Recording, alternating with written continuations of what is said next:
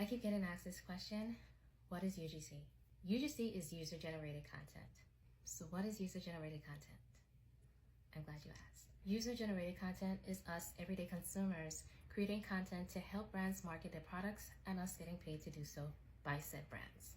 Brands use UGC in their marketing campaigns to increase engagement, to increase their target audience, to increase brand awareness, and most importantly, to convert to sales. Brands are now using UGC because it's original, it's authentic. They can get brand-specific content like photos or videos that are created by us, the consumers, or everyday content creators.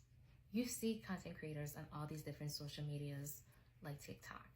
You might not even be aware that it's an ad because it looks like just a normal person just showing their everyday life or just talking about their favorite product. Those, most of the times, are actually UGC content.